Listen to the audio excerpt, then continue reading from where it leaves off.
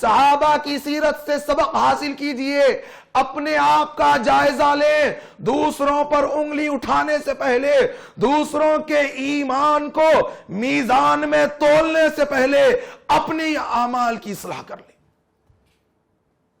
لوگوں کو دوسروں کی پڑی ہوئی ہے، غیروں کی فکر کر رہے ہیں، اور پھر کتاب و سنت کا غلط مفہوم بیان کرتے ہوئے علم کا چولا اوڑھ کر، علم کا لبادہ اوڑھ کر فتنے کے علاوہ کسی اور چیز کی دعوت نہیں دے رہے الا ماشاء اللہ۔ حفاظت فرمائے ان فتین سے۔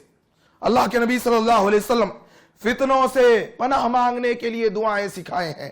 صحیح بخاری کی حدیث ہے میرے دوستو، رسول اللہ صلی اللہ علیہ وسلم نے فرمایا فتنے ایسے ہوں گے بیٹھنے والا کھڑے ہونے والے سے بہتر ہوگا۔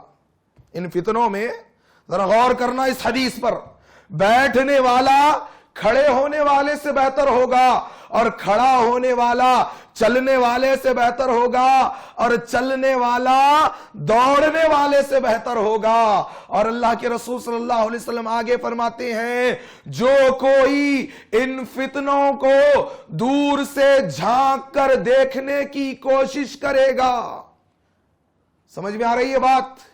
جو کوئی ان فتنوں کو دور سے جھانک کر دیکھنے کی کوشش کرے گا، ایسا شخص بھی اس فتنے میں مبتلا ہو جائے گا۔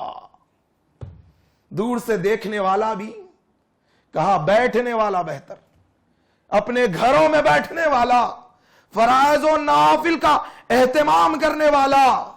لوگوں ان فتنوں سے پناہ مانگو، دیکھنے والا بھی اس فتنے میں مبتلا ہو جائے گا۔ آج لوگوں کو بہت پڑی رہتی ہے، اس کے بارے میں کہہ دیا، اس کو اچھال دیا بغیر تحقیق کے، کسی عالم کے بارے میں کہہ دیا، اس کو پھیلا دیا گیا، فلاں غلط ہے، فلاں کافر ہے، فلاں مشرک ہے، فلاں خارجی ہے، لوگوں کو بڑی پڑی رہتی ہے۔ اللہ کے نبی صلی اللہ علیہ وسلم نے فرمایا، سنو، صحیح مسلم کے مقدمے میں یہ حدیث نقل کی گئی، امام مسلم رحمہ اللہ اس حدیث کو نقل کرتے ہیں۔ اللہ کے نبی صلی اللہ علیہ وسلم نے فرمایا، آدمی کے جھوٹا ہونے کے لیے اتنا کافی ہے کہ وہ بغیر تحقیق کے ہر سنی سنائی ہوئی بات کو لوگوں میں بیان کرتا پھرے۔